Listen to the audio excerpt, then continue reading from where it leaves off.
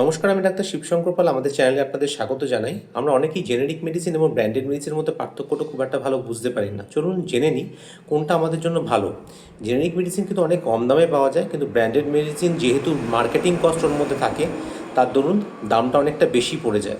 এছাড়াও জেনেরিক মেডিসিনের মধ্যে কিন্তু পেটেন্টের ওষুধ পাওয়া যায় না, কিন্তু ব্র্যান্ডেড ওষুধের মধ্যে পাওয়া যায়। এছাড়া ব্র্যান্ডেড ওষুধ পরীক্ষা নিরীক্ষার মাধ্যমে মার্কেটে আসে, বাজারে আসে, কিন্তু জেনেরিক মেডিসিন কিন্তু সেটা হয় না। এছাড়া ভালো কোয়ালিটির মেটেরিয়ালস, যেটা এক্সিপিয়েন্স বলা হয়, সেটা কিন্তু ব্র্যান্ডেড ওষুধের মধ্যে পাওয়া যায়, যেটার দরুন কোয়ালিটি বা এফিকেসি এটা কিন্তু বেশি হয় জেনেরিক মেডিসিনের থেকে।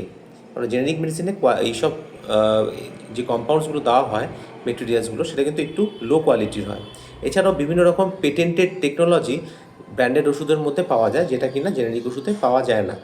ভিডিওটি দেখার জন্য ধন্যবাদ। লাইক এবং সাবস্ক্রাইব করবেন এরকম আরও কন্টেন্ট পাওয়ার জন্য।